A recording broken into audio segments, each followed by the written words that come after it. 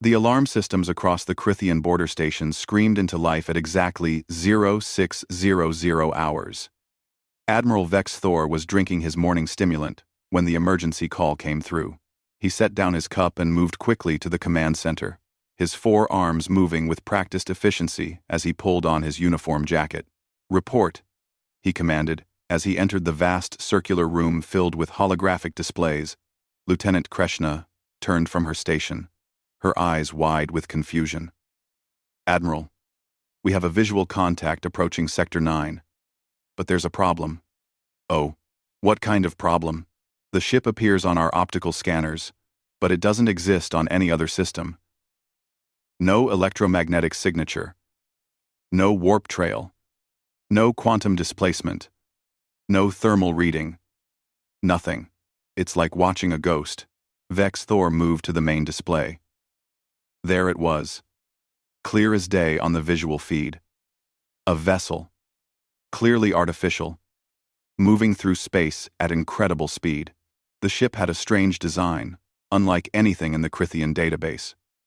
It was sleek and angular, with a white and silver hull that reflected the starlight.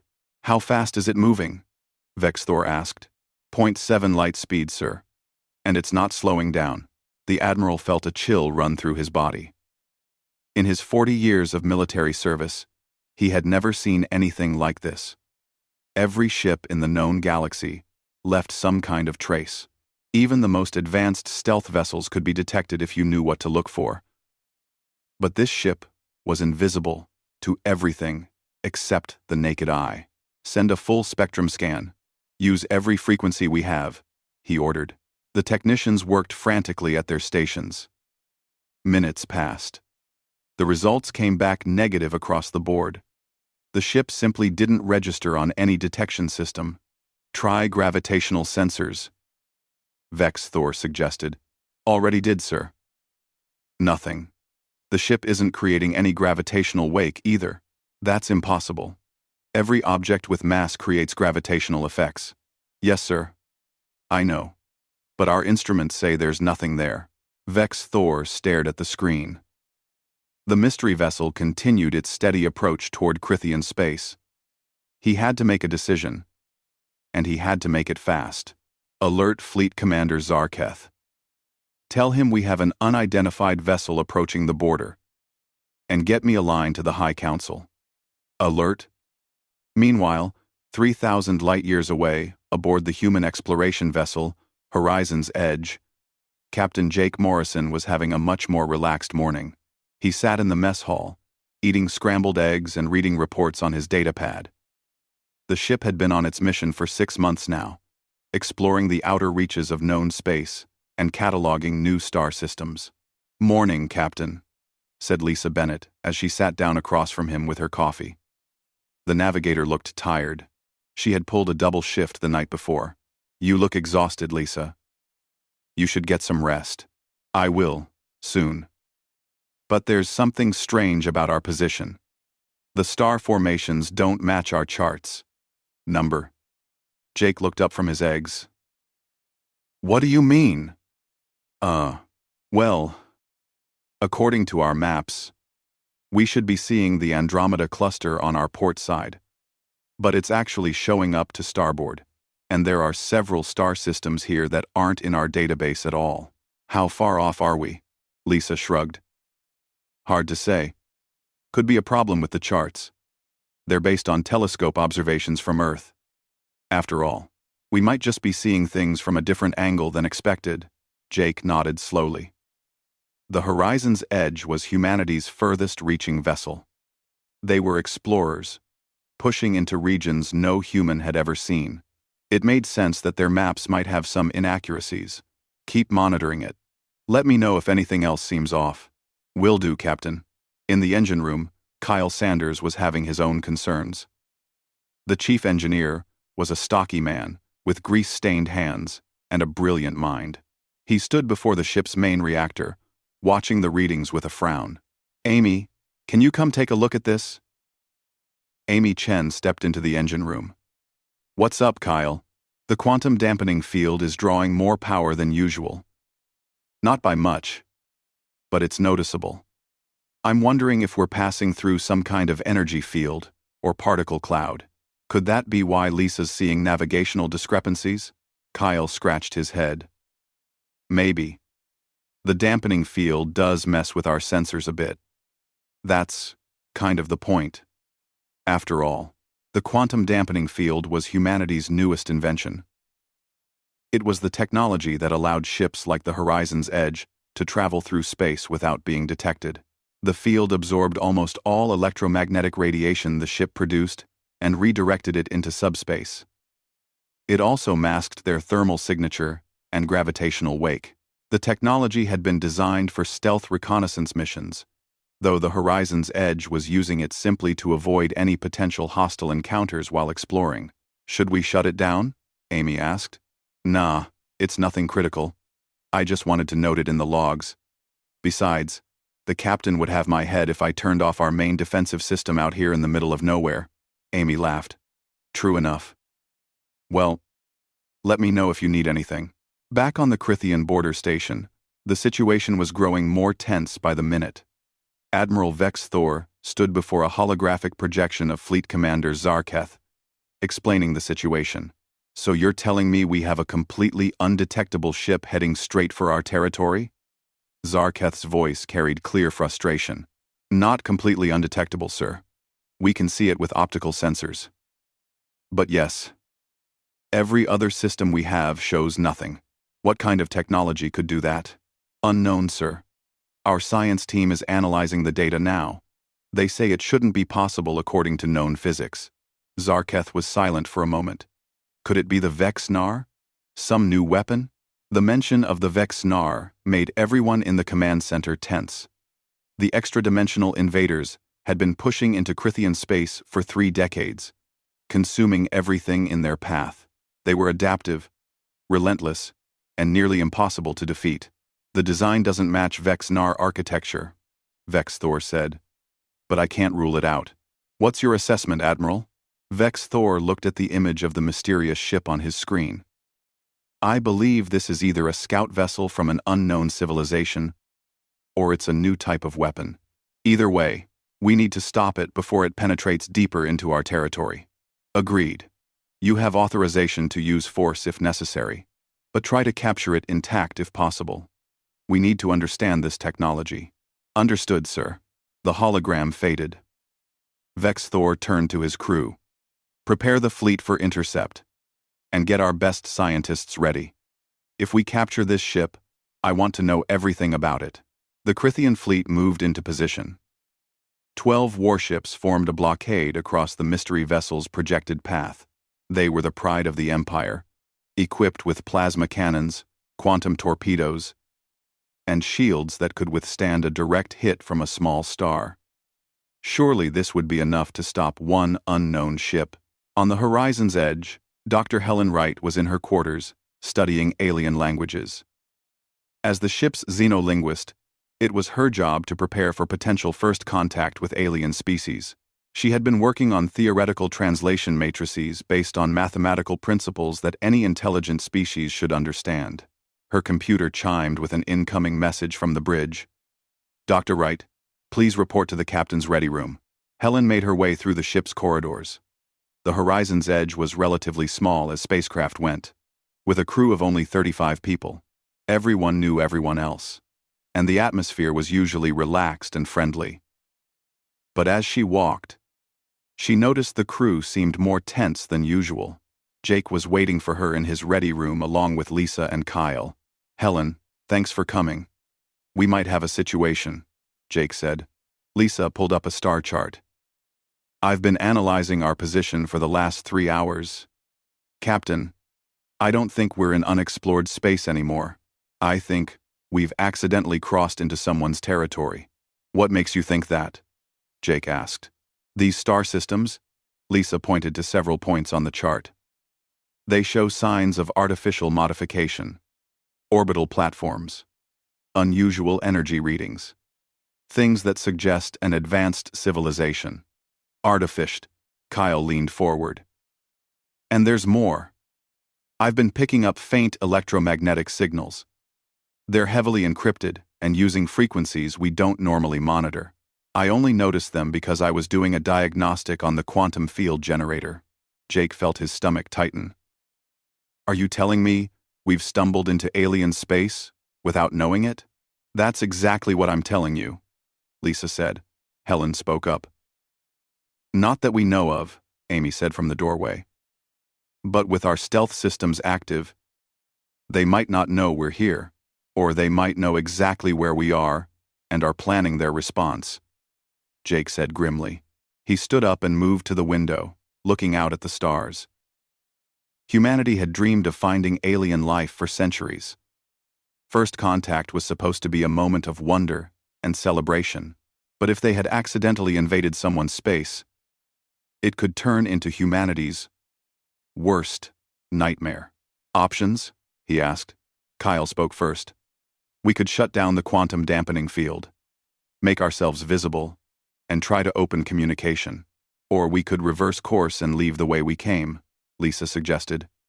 Get back to human space and report what we found. If we run, they might see it as an admission of hostile intent, Helen said. And, if they have faster ships, they could follow us back to Earth. Jake made his decision. We're going to try communication first. Kyle, start bringing the dampening field down slowly. We don't want to appear suddenly and scare anyone. Amy, prepare a first contact package. Mathematical sequences, basic information about humanity, peaceful intentions, the works. Yes, sir, they responded in unison. And Lisa, plot us an exit course just in case. If this goes bad, I want to be able to run. As his crew moved to carry out his orders, Jake couldn't shake the feeling that everything was about to change. The horizon's edge had set out to explore the unknown. Now they had found it, and it might not be happy to see them. Admiral Vex Thor watched his tactical display as the unknown vessel continued its approach. His ships were in position. His weapons were armed. And he had his orders. Hail them on all frequencies, he commanded. Let them know they are entering Crithian sovereign space, and must stop immediately. The communications officer shook her head. No response, sir. Either they can't hear us, or they're ignoring us. Then we give them a warning they can't ignore. Target the space 300 meters ahead of their bow. Fire one plasma burst. Yes, sir. The lead Crithian warship fired.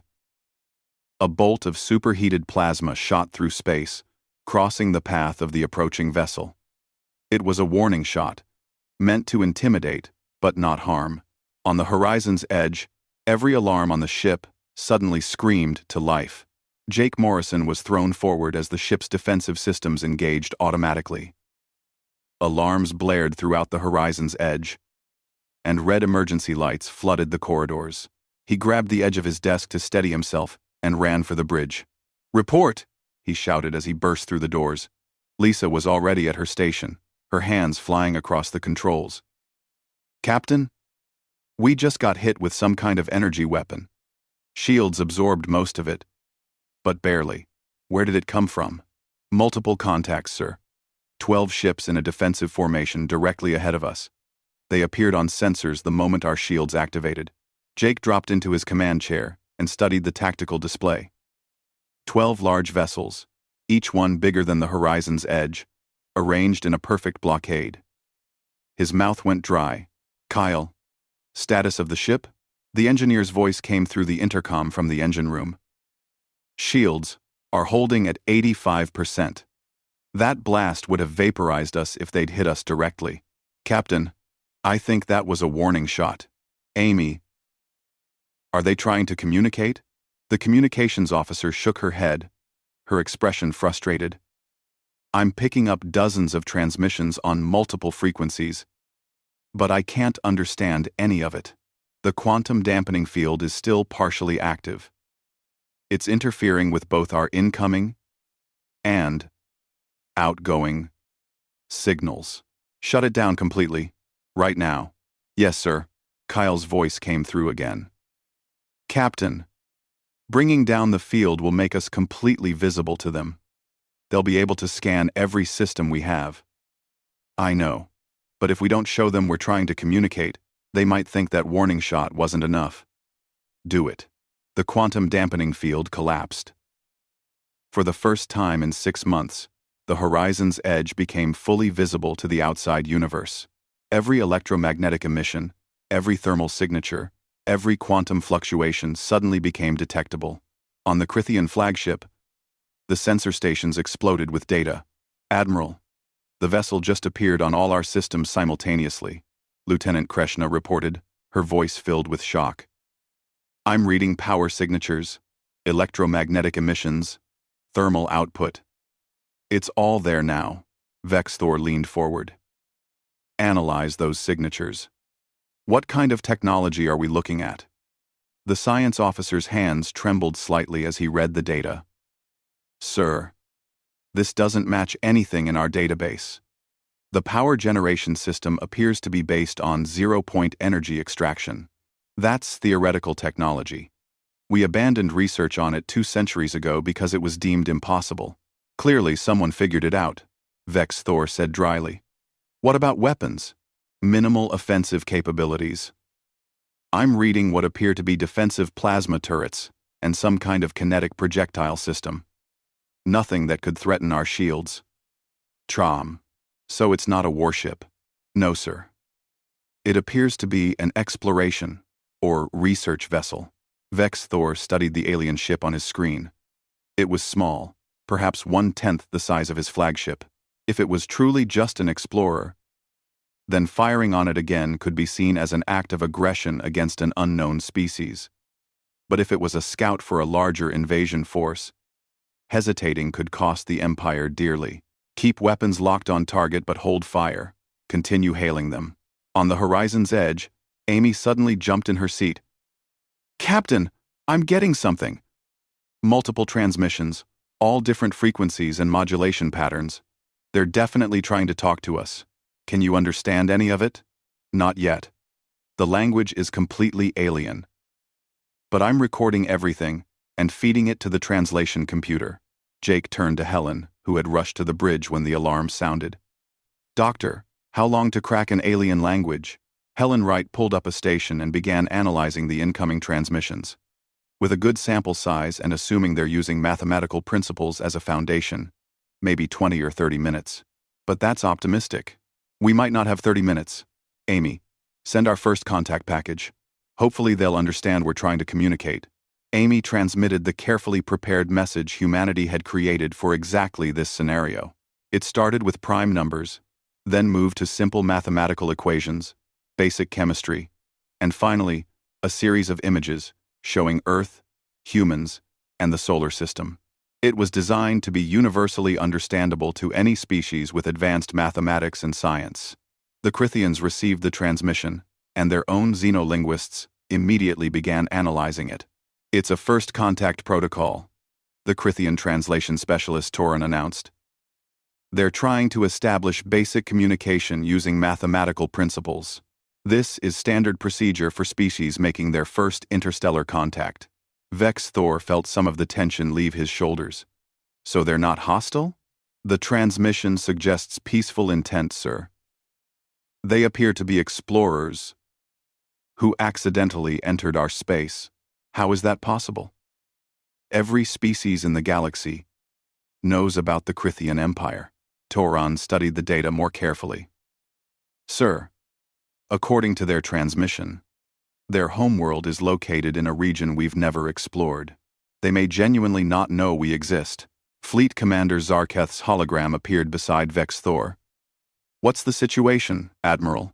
Sir, we've received a first contact transmission from the vessel. They appear to be peaceful explorers from an unknown species. However, their technology is far more advanced than anything in our database. Zarketh's expression darkened. A species we've never encountered, with superior technology, suddenly appearing in our space. This could be a reconnaissance mission before an invasion. Possibly, sir.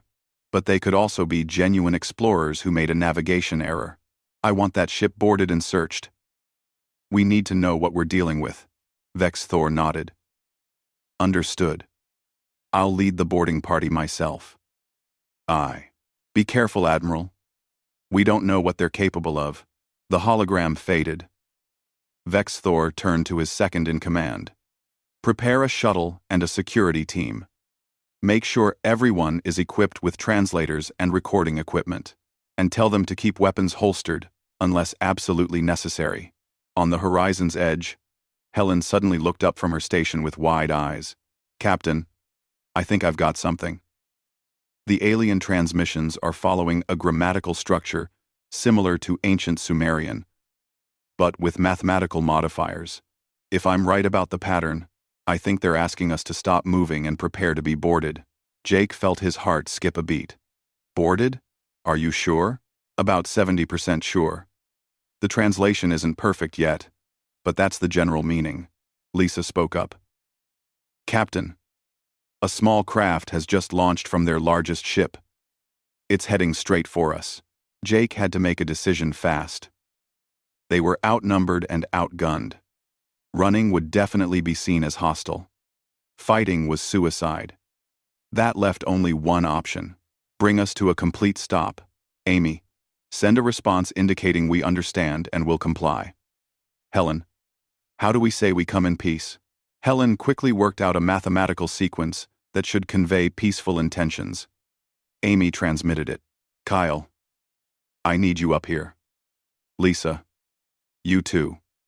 If they're coming aboard, I want my senior officers with me. I want my senior officers with me. As his crew assembled, Jake stood and straightened his uniform. Humanity was about to make first contact with an alien species, and it was happening under the worst possible circumstances. Instead of a peaceful meeting between explorers, it would be an armed boarding of a suspected hostile vessel. The Crithian shuttle docked with the horizon's edge through an airlock port. Jake and his officers stood in the docking bay, watching as the airlock cycled.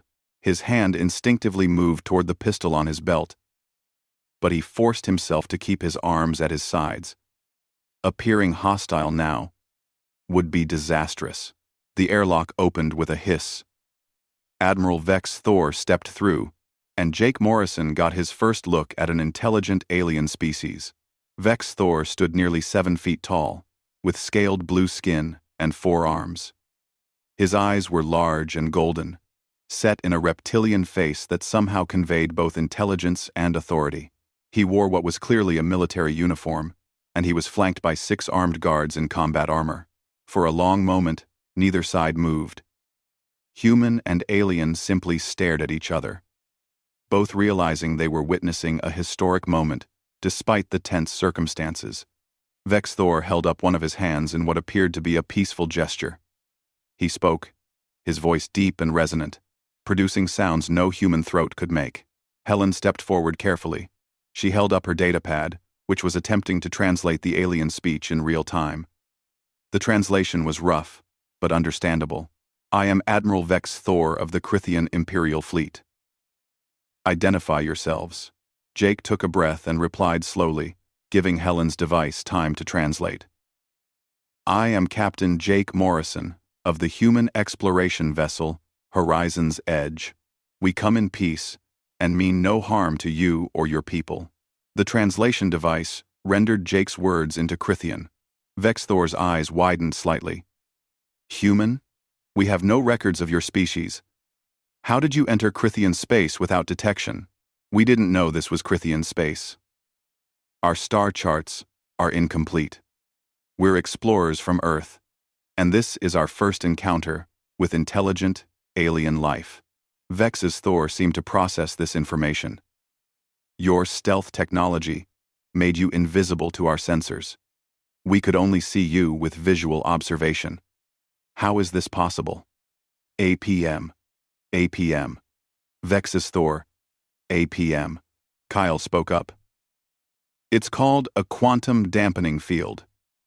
It redirects electromagnetic emissions and suppresses our gravitational signature. We designed it to avoid hostile encounters while exploring unknown space.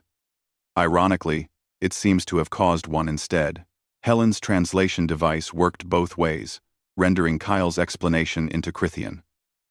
The Admiral's translator, Toran, stepped forward, studying the device with obvious interest. This quantum dampening technology, Vex Thor said. Show me how it works.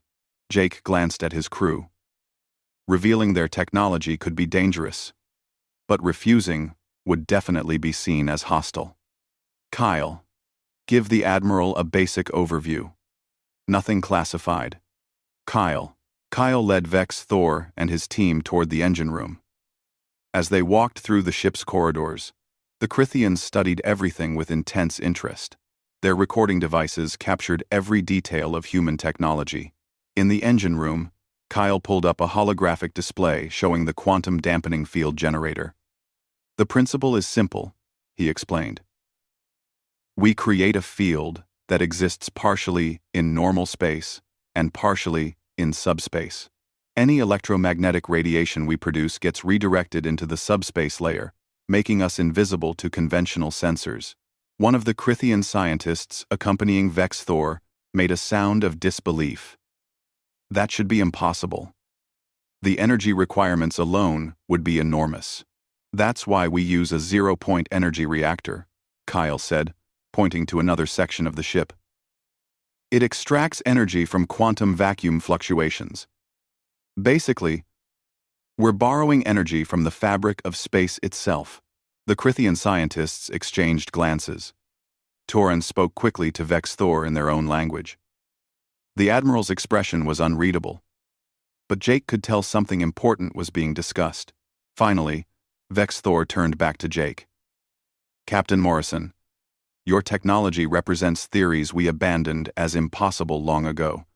Yet here you are, making it work. How advanced is your civilization? Jake considered his answer carefully. We've had spaceflight for about 200 years. We achieved faster-than-light travel 40 years ago. The Horizon's Edge is one of only 12 deep space exploration vessels humanity has built. We're still learning how to navigate the galaxy. Only 40 years? Vex Thor seemed genuinely shocked. And you've already developed technology that makes you invisible to the Crithian Empire? A civilization that has existed for 10,000 years? We developed it because we were afraid, Jake admitted. We've been searching for alien life for centuries. When we finally achieved interstellar travel, we didn't know what we'd find. We created the stealth systems to protect our ships while we explored. We thought it would keep us safe. Instead, it almost started a war. Vex Thor was silent for a long moment. Then, surprisingly, he made a sound that the translator interpreted as laughter. Captain Morrison, I came here expecting to find either an enemy or a new weapon.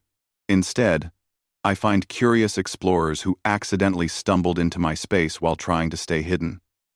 He extended one of his hands in what Jake recognized as a gesture of friendship.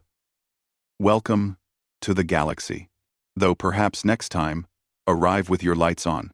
The tension in the engine room eased considerably after Admiral Vex Thor's unexpected moment of humor. Jake Morrison felt his shoulders relax slightly, though he remained cautious. First contact was going better than it could have, but they were still surrounded by armed aliens in a region of space far from any help. Over the next several hours, a cultural exchange began to take shape. Helen Wright worked closely with Tauren to improve the translation systems. The two xenolinguists discovered they had much in common despite being from different species. Both shared a passion for communication and understanding between different cultures. Your language is fascinating, Tauren said through the increasingly accurate translator. It has so much flexibility and nuance. Crithian is much more rigid and formal. Helen smiled. English borrowed from dozens of other human languages over the centuries. It's messy and inconsistent, but that gives it character. Meanwhile, Kyle Sanders was in deep discussion with the Crithian chief scientist, a female named Zixra. She had 4 arms, like all Crithians, but she used them in constant motion while she talked, gesturing enthusiastically at the various systems Kyle was explaining.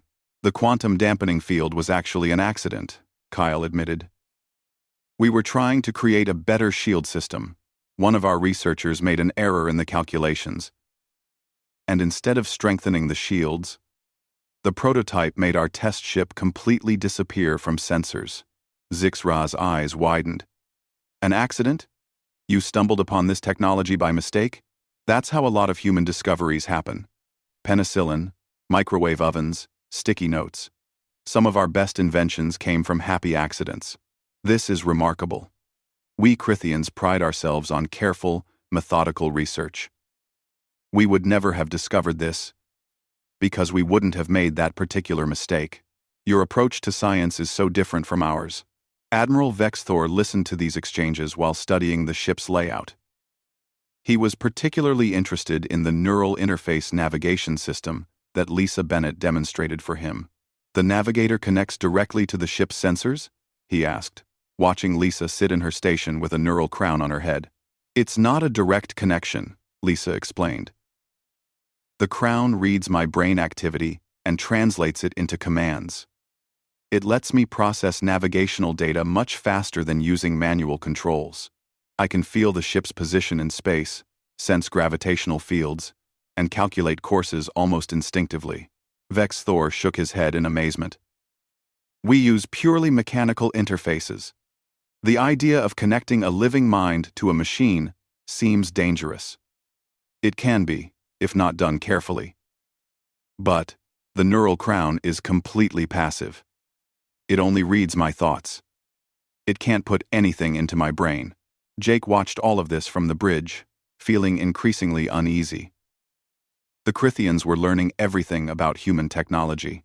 If they decided humans were a threat, all this knowledge could be used against Earth. But what choice did he have? Refusing to cooperate would definitely be seen as hostile. Helen approached him quietly. Captain, I need to show you something. She led him to a private conference room where she had been analyzing the Crithian databases that Torin had shared with her as part of the cultural exchange. What am I looking at? Jake asked, staring at the alien star charts on the display.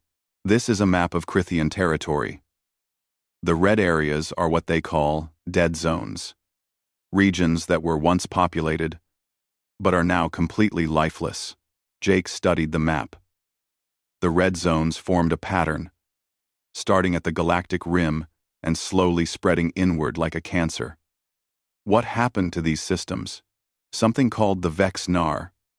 From what I can understand from the files, they're extra-dimensional beings.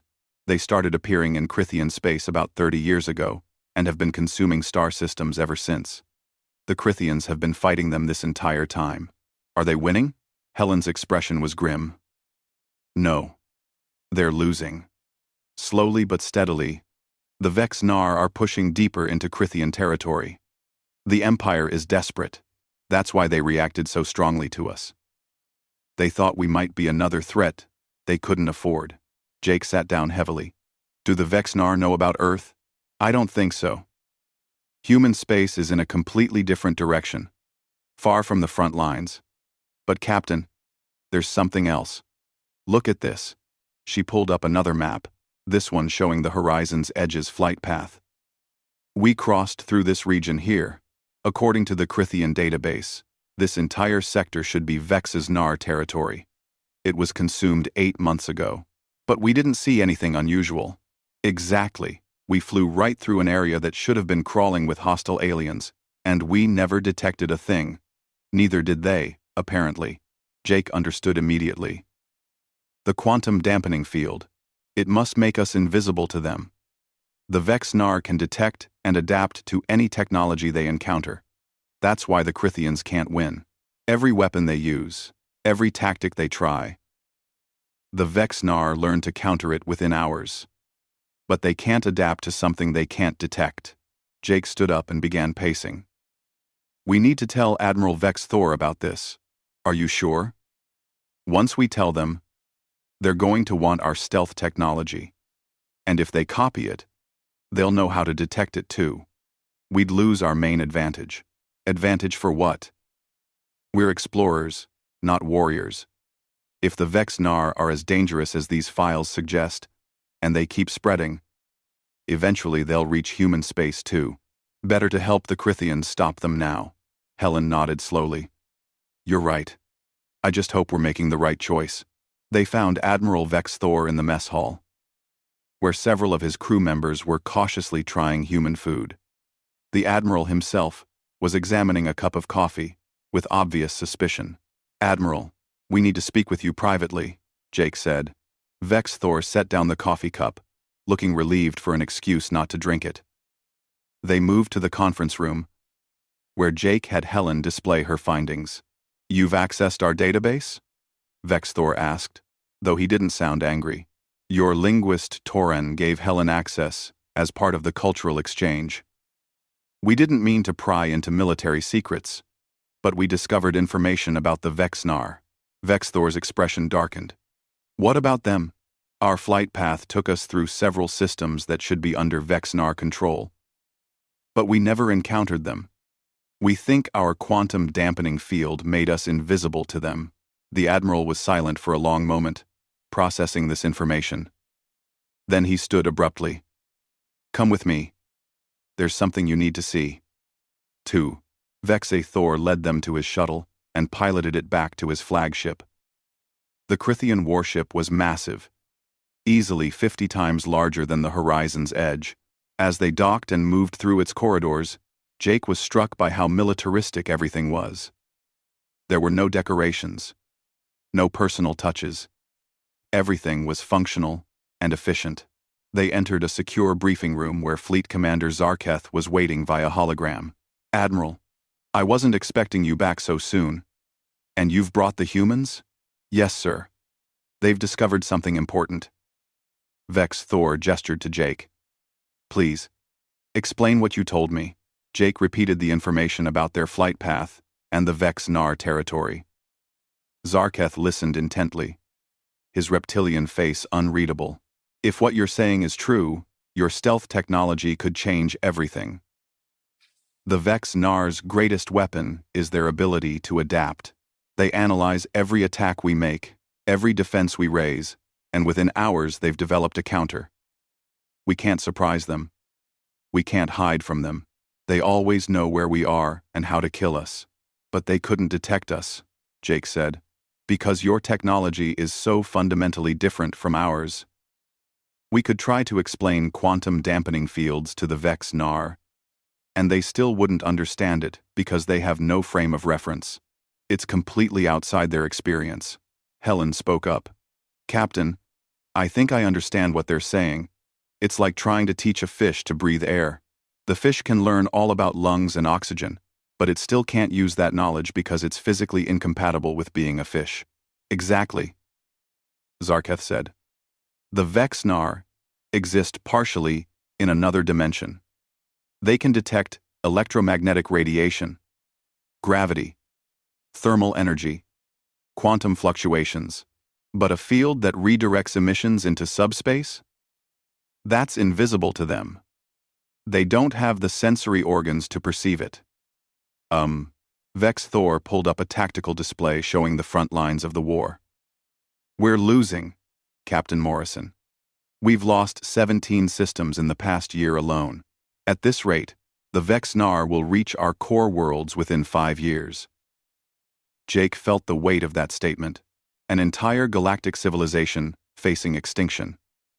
And humanity, young and inexperienced as they were, might hold the key to saving them. "What are you asking for?" Jake said quietly. "Your quantum dampening technology. If we could retrofit our ships with it, we could strike at the Vexnar without them knowing we're coming. For the first time in 30 years, we'd have an advantage.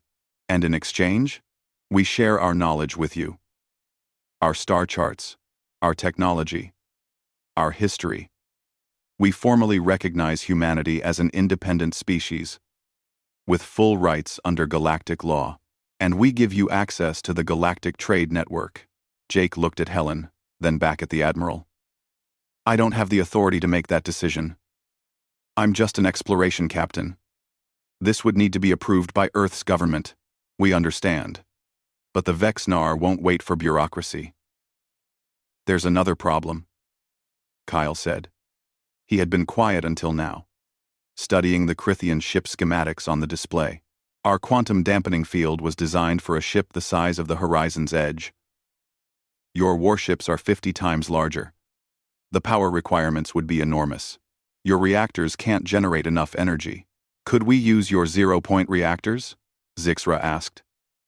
She had followed them to the flagship and was studying the schematics as well. Theoretically, yes. But building a zero-point reactor from scratch takes months, even with all the right materials and equipment. What if we didn't build from scratch? Vex Thor said. What if we modified your existing reactor to work with our systems? Jake understood what he was suggesting. You want to take our reactor? That would leave the Horizon's Edge dead in space. Only temporarily. We would install one of our reactors in your ship as a replacement. It's not as advanced as yours, but it would be enough to get you home. And you'd use our reactor to power the quantum dampening field on one of your warships. Yes, one ship, equipped with your stealth technology, could scout Vex-Nar positions and provide intelligence we desperately need.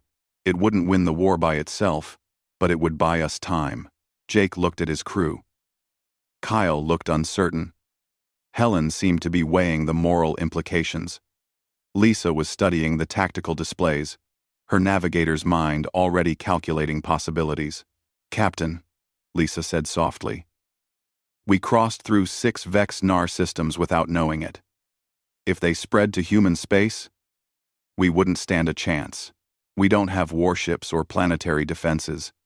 The Crithians have been fighting them for 30 years, and they're still losing. What chance would we have? She was right.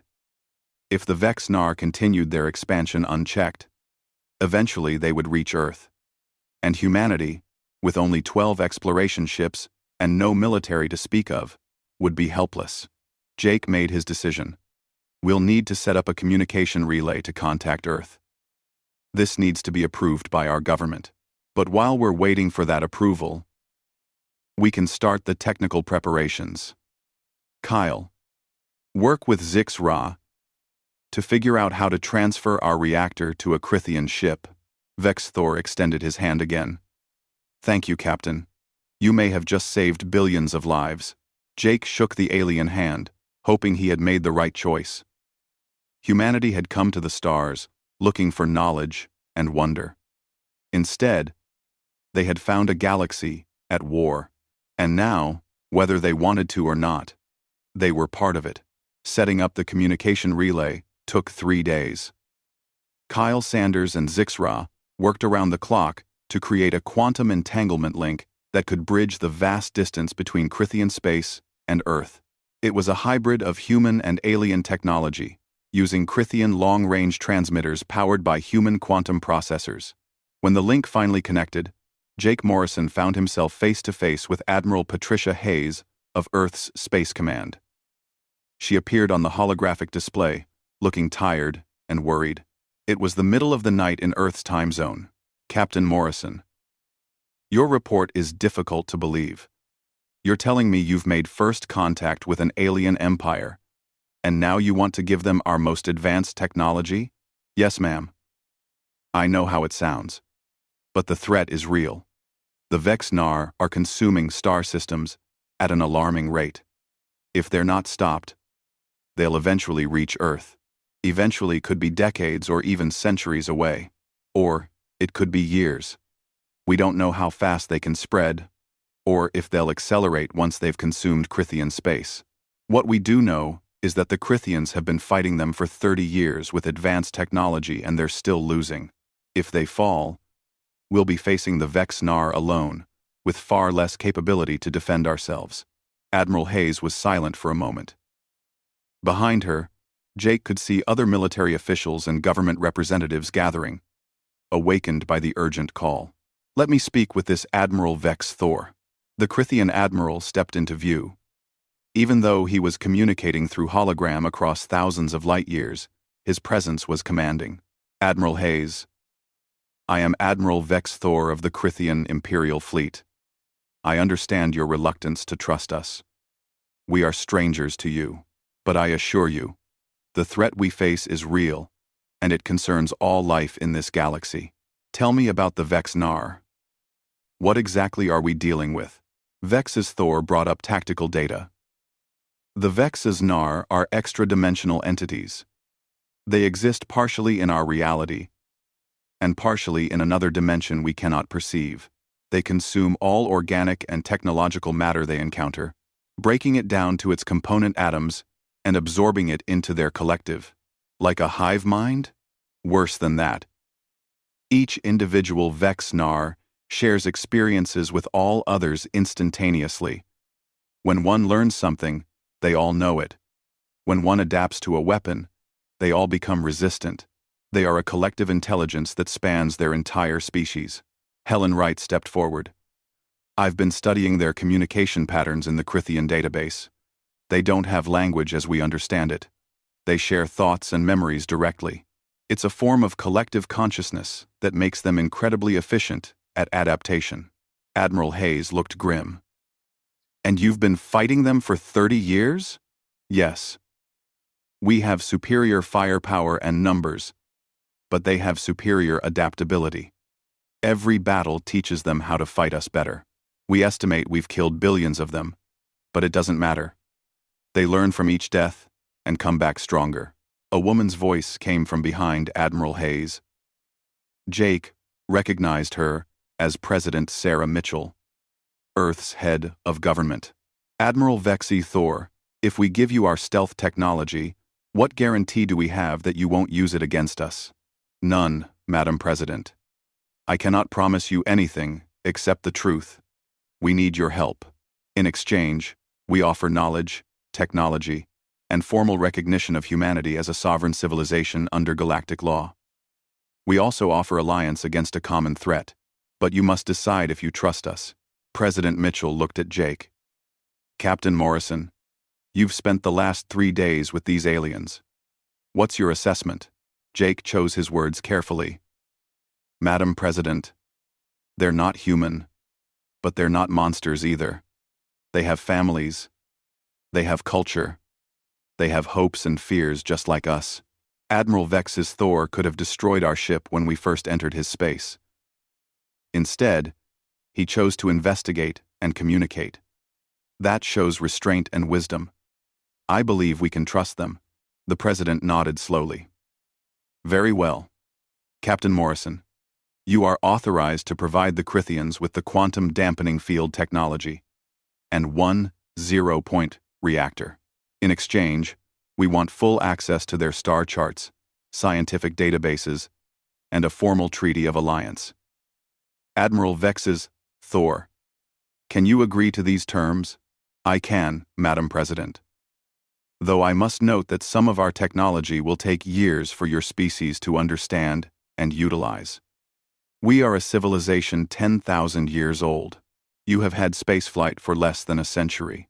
We're fast learners, the President said with a slight smile. Captain Morrison, coordinate with Admiral Vex Thor and report back in 1 week with progress updates. Earth out. The connection terminated. Jake felt relief wash over him.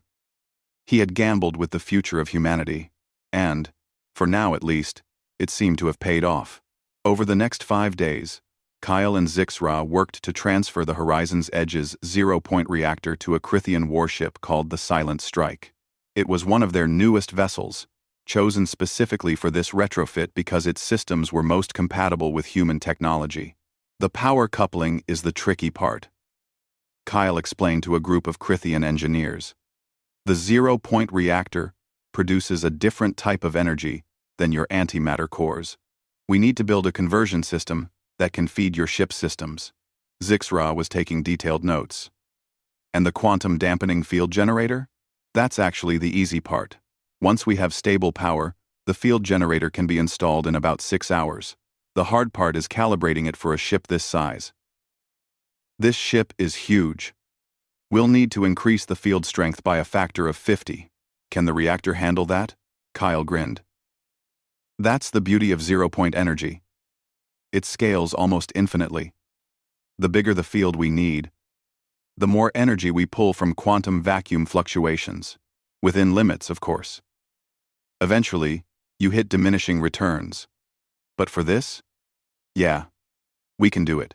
While the engineers worked, Jake, Lisa, and Helen spent time learning about the Crithian Empire and the larger galaxy. Toran proved to be an excellent teacher, eager to share knowledge with the curious humans. The Crithian Empire consists of 2,417 star systems, Toran explained, showing them a holographic map. We have 12 member species, in addition to Crithians. Some joined voluntarily, others were conquered long ago, but now enjoy equal citizenship. How do you govern such a vast empire? Lisa asked. Through a combination of direct rule and autonomous regional governments. The Emperor and the High Council handle matters that affect the entire empire. Individual systems manage their own internal affairs. It's not perfect, but it's survived for 10,000 years. Helen was more interested in the culture. What about art, music, literature? What do Crithians do for entertainment? Toran's expression brightened. Oh, we have rich cultural traditions. Would you like to hear a traditional Crithian saga? It's a story cycle that takes 3 days to recite in full, but I can give you a summary. As Helen and Toran discussed Crithian literature, Jake found himself talking with Admiral Vex Thor about military strategy. The Vexnar don't think like we do, Vex Thor explained. They have no concept of individual survival or fear of death. Each one is willing to sacrifice itself if it benefits the collective. That makes them fearless and unpredictable. How do they reproduce? Where do they come from? We don't know. They appeared 30 years ago through what we think are dimensional rifts. They emerge in waves, consuming everything in an area before moving to the next system. We've never found their homeworld or origin point. Some of our scientists think they don't have one. They might exist throughout multiple dimensions simultaneously. Ro, that's terrifying. Yes, it is. And it's why your stealth technology is so important. We can't outfight them in open battle, but if we can scout their positions without being detected, we can plan better strategies. We can hit their supply lines and retreat before they know we're there. On the 5th day, the retrofit was complete. The Silent Strike hung in space, looking identical to any other Crithian warship, but inside, it now contained human technology that made it invisible to conventional sensors. Kyle ran through the final checks with Zix-Ra. Quantum dampening field is stable. 0-point reactor is operating at 97% efficiency. All systems are green. Oh, remarkable, Zix-Ra said, studying the readings. Our antimatter reactor would be showing fluctuations and heat buildup by now. Your reactor runs clean and stable. That's because we're not creating and containing antimatter.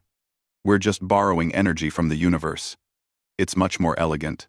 Admiral Vex Thor stood on the bridge of the Silent Strike with Jake and Lisa beside him. Captain Morrison, your navigator has agreed to accompany us on our first scouting mission. Are you certain about this? Jake looked at Lisa. She had volunteered immediately when Vex Thor asked for someone who understood human technology to come along in case anything went wrong. I'm sure, Captain, Lisa said. Besides, I've always wanted to see aliens. Might as well see alien space, too. Be careful out there. We still don't know what the Vexnar are capable of. That's why we're going, Vex Thor said. To find out. The Silent Strike disengaged from the station and moved toward Vexnar space. Kyle activated the quantum dampening field from the horizon's edge, monitoring the energy signatures remotely. Field is active. You should be completely invisible now. On board the Silent Strike, Lisa sat at the navigation station with Commander Keldar, the ship's Crithian tactical officer. Keldar was younger than Vex Thor, but no less professional. He had 4 scars across his face, souvenirs from previous battles with the Vexnar. We're entering the dead zone, Keldar announced. This system was called Tharanor. It had 2 inhabited planets and a population of 8 billion before the Vexnar came. Lisa watched the sensors as they approached the system. What she saw made her stomach turn. The planets were still there, but they were gray and lifeless. The oceans had been drained. The atmosphere was gone. Even the rings around the gas giants had been consumed. leaving only bare rock. "There's nothing left," she whispered. "This is what the Vexnar do." "Vex," Thor said quietly. "They consume everything. Organic matter, metals, gases. They break it all down to basic atoms and absorb it. Nothing survives." As they moved deeper into the system, they began detecting Vexnar ships. The creatures piloted vessels that looked organic, like they had been grown rather than built. They pulsed with a sickly green light and moved with disturbing fluidity. "I'm counting 47 Vexnar vessels in this system alone," Keldar reported. "And they're not reacting to us at all. They have no idea we're here." Lisa studied the Vexnar ships on her sensors. They were like nothing she had ever seen. The design made no sense from an engineering perspective. There were no obvious engines, no weapon ports, no structural weak points. "How do you fight something like that?" she asked. "With great difficulty," Thor replied. "And usually with heavy losses. But now we have an advantage." "Keldar, begin detailed scans. I want to know everything about those ships and the structures they're building on the fourth planet." For the next 6 hours, the silent strike moved through the system like a ghost, gathering information. They discovered Vexnar manufacturing facilities, what appeared to be dimensional portals, and massive structures that defied explanation. Lisa recorded everything, taking notes for her report. The Vexnar were even more alien than the Crithians. Where the Crithians were understandable, even relatable in their thoughts and behaviors, the Vexnar seemed completely inhuman. They moved with purpose, but no apparent communication. They worked in perfect synchronization but showed no signs of individual thought. "They're like biological machines," Lisa observed. "Each one is just a component in a larger system." "That's an accurate assessment," Thor agreed. "And it makes them incredibly efficient. But it's also a weakness. Remove the right components, and the entire system becomes less effective." As they prepared to leave the system and return to Crithian space, the sensors detected something new. A massive structure was forming near the system's star, built from the harvested matter of the destroyed planets. "What is that?" Lisa asked. Keldar enhanced the image. "I don't know. We've never seen them build anything that large before." The structure was enormous, easily the size of a small moon. It pulsed with energy and seemed to be drawing power directly from the star itself. "It could be a weapon," Thor said. "Or a portal to bring more Vexnar through from their dimension. Whatever it is, we need to report this immediately." They returned to Crithian space with their data. The reconnaissance mission had been a complete success. For the first time in 30 years, the Crithians had detailed intelligence about Vexnar operations behind enemy lines. But as Jake reviewed Lisa's report and the sensor data, he couldn't shake a feeling of dread. And humanity had just involved itself in a war that could determine the fate of the entire galaxy. The intelligence gathered by the silent strike changed everything. Fleet Commander Zarketh called an emergency meeting of the High Council, and for the first time in Crithian history, a human was invited to attend. Jake Morrison stood in the Grand Council chamber, surrounded by holographic projections of the Empire's most powerful leaders. Emperor Jotharon himself presided over the meeting. He was ancient by any standard, with scales that had turned silver with age, and eyes that had witnessed centuries of history. When he spoke, everyone listened. "Captain Morrison, your species has given us something we thought impossible: hope. For 30 years, we have fought the Vexnar blindly, reacting to their attacks, always one step behind. Now, for the first time, we can see them without them seeing us. Tell us what you discovered." Lisa Bennett stood beside Jake, and together they presented their findings. The holographic display showed detailed scans of the Vexnar system, the consumed planets, and the mysterious structure being built near the star. "We documented 47 Vexnar vessels, 3 manufacturing complexes, and 2 structures we believe are dimensional portals," Lisa explained. "But the most concerning discovery is this." The display zoomed in on the massive construction near the star. "This structure is drawing enormous amounts of energy directly from the star. Based on our readings, It will be complete within 3 weeks. We don't know what it does, but the power levels suggest it could be a weapon capable of destroying entire fleets or even planets. A murmur ran through the council. Intelligence Director Mortok spoke up. Or it could be a portal large enough to bring through millions of Vexnar at once. Either way, we cannot allow it to become operational. Agreed, said Emperor Jotharon. But attacking it would require sending a fleet deep into Vexnar territory. By the time we arrived, they would detect us and prepare defenses. Even with our full military might, the losses would be catastrophic. Admiral Vex Thor stepped forward. What if we didn't use the full fleet? The silent strike proved that a single ship with quantum dampening can operate behind enemy lines undetected. What if we sent a small strike team? Fast, invisible, surgical?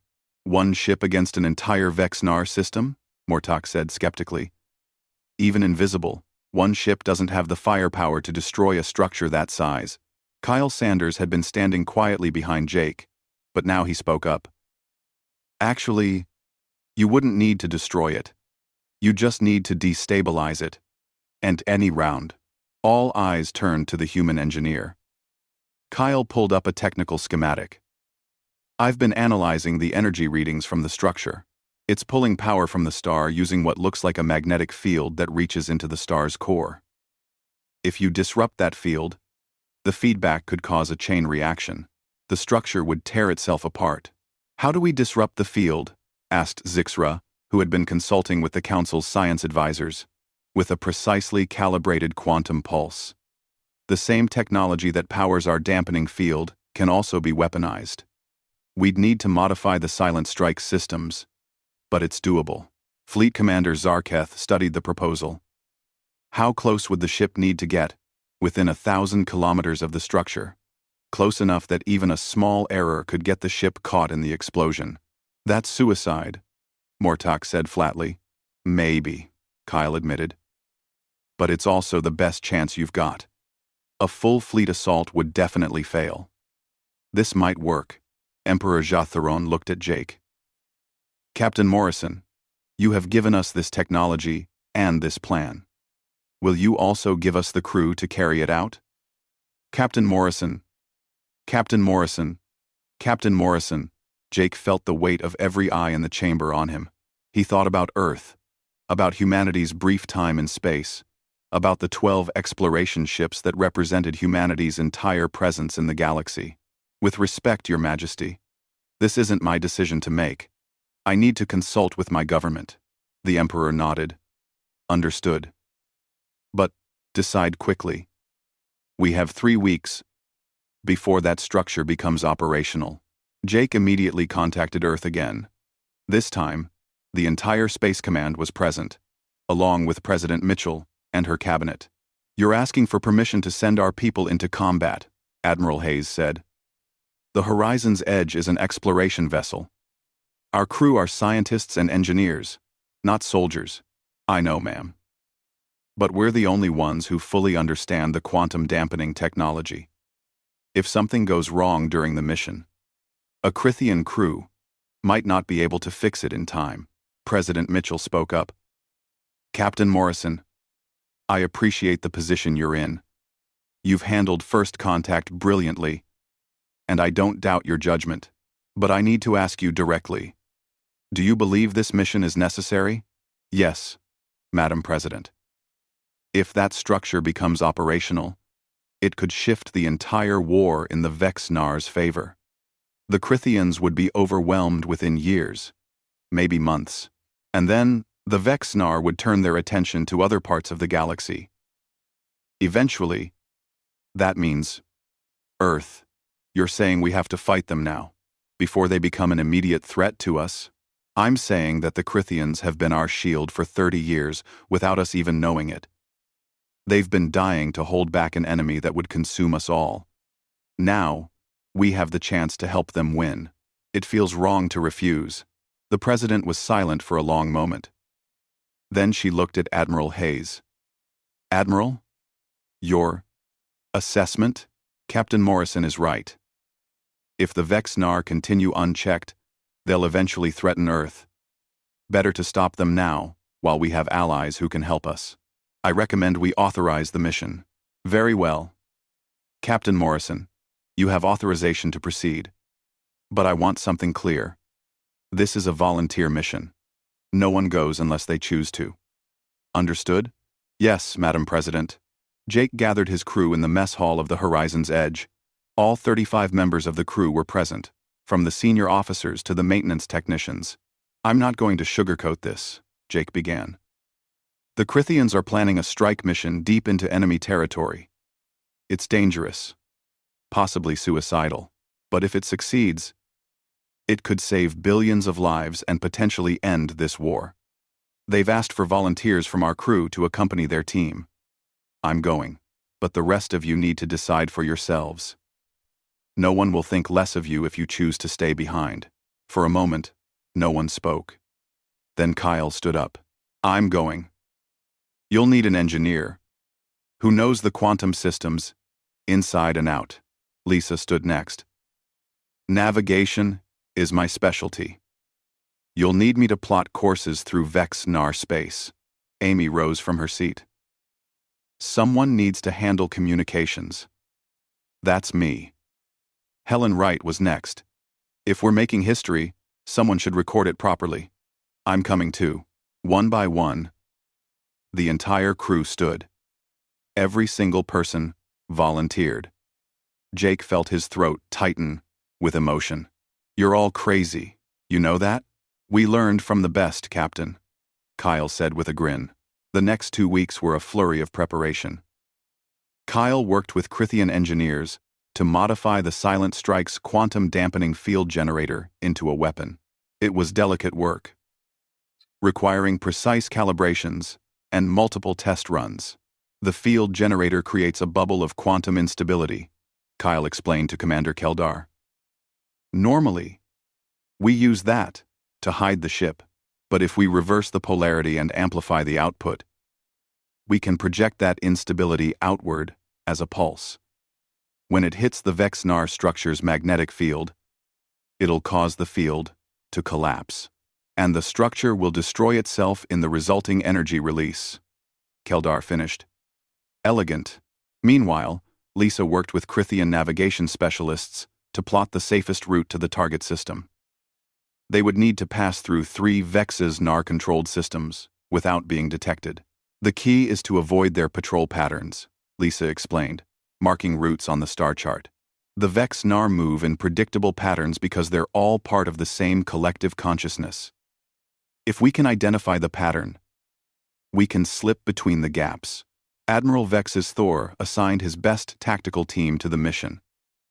In addition to Commander Keldar, there would be 20 Crithian Special Forces soldiers. They were the Empire's elite, trained for impossible missions behind enemy lines. I should be going with you, Vex Thor said to Jake the night before the mission. You're needed here, Jake replied. Besides, someone has to coordinate the backup plan if this doesn't work. There is no backup plan. If you fail, that structure becomes operational, and we lose. Then I guess we better not fail. The morning of the mission arrived cold and clear. The Silent Strike hung in space, ready for departure. The crew of the Horizon's Edge boarded the Crithian warship, bringing with them a few personal items and a lot of determination. Jake stood on the bridge with Keldar, reviewing the final mission parameters. Lisa was at navigation. Kyle was in engineering, monitoring the quantum systems. Amy was at communications, and Helen was in the observation deck recording everything for the historical record. All systems are ready, Keldar reported. The crew is at battle stations. We can depart on your order, Captain. Jake took a deep breath. Then let's go save the galaxy. The Silent Strike engaged its quantum dampening field and vanished from all sensors. To any observer, the ship simply ceased to exist. But inside, the crew could see everything through their optical sensors and passive detection systems. They passed through the first Vex-Nar system without incident. The alien vessels moved around them, completely unaware of the invisible ship in their midst. Lisa's navigation proved flawless, threading the Silent Strike through gaps in the patrol patterns with meters to spare. The second system was more challenging. A massive Vexnar fleet was gathering, possibly preparing for an assault on Crithian territory. They had to pass within a few kilometers of a Vexnar command ship, so close that they could see the organic tissue pulsing along its hull. "Steady," Jake whispered, though rationally he knew the Vexnar couldn't hear them. Nice and slow. They cleared the fleet and continued on. The third system was nearly empty, already consumed and abandoned by the Vexnar. Ghost worlds floated in space, stripped of all life and resources. Then they arrived at the target system. The structure near the star was even more massive than the reconnaissance images had suggested. It was nearly complete now, pulsing with captured stellar energy. Vexnar ships swarmed around it like insects around a hive. "Take us in, Lisa." Nice and easy. Lisa guided the silent strike through the Vexnar fleet. Every few seconds, an alien vessel would pass within a few hundred meters. Jake could see creatures moving inside the organic ships, their forms barely humanoid, covered in what looked like crystalline growths. "We're approaching optimal firing position," Kyle reported from engineering. "Quantum pulse is charged and ready." "Distance to target?" Jake asked. 800 kilometers and closing. 700. 600. A Vexnar ship suddenly changed course, moving directly into their path. "Hold steady," Jake commanded. "They can't see us." The alien ship passed so close that its hull nearly scraped against the silent strike's shields. For a heart-stopping moment, Jake thought they'd been detected, but the Vexnar vessel continued on its way, oblivious. 500 kilometers. 400. "We're in firing range." "Kyle, fire when ready." Firing quantum pulse in 3, 2, 1. The silent strike shuddered as it released a burst of quantum energy. The pulse was invisible to conventional sensors, but Jake could see its effects on the displays. It raced toward the structure and struck the magnetic field that connected it to the star. For a moment, nothing happened. Then the field began to fluctuate wildly. "It's working!" Kyle shouted. "The magnetic field is collapsing!" Kyle. The structure began to tear itself apart. Energy feedback from the star surged through the failing field, causing explosions across the massive construction. The Vexnar ships immediately began moving toward the structure, trying to save it or perhaps understand what was happening. "Lisa, get us out of here, now." The silent strike turned and accelerated away from the system as fast as its engines could manage. Behind them, the structure's destruction accelerated. The magnetic field completely collapsed, releasing a wave of stellar plasma that incinerated everything within 10 million kilometers. The Vexnar fleet was caught in the blast. Dozens of their ships simply vaporized. The structure itself broke apart into millions of fragments that rained down on the dead planets below. "We did it," Keldar said, his voice filled with awe. "By the ancient stars, we actually did it." The silent strike raced back toward Crithian space. Behind them, the Vexnar were in chaos, trying to understand how their massive construction had been destroyed. They would analyze the wreckage, study the energy patterns, and search for an explanation. But they would find nothing. The quantum pulse had left no trace they could detect. When the silent strike returned to the Crithian fleet, they were greeted as heroes. Admiral Vex Thor personally welcomed them back, his normally stoic demeanor cracked by genuine emotion. "You've given us our first major victory in 30 years, he told Jake. "The destruction of that structure has bought us time and proven that the Vexnar can be defeated." Emperor Jatharon made a formal address to the Empire, announcing the successful mission and crediting both Crithian and human forces with the victory.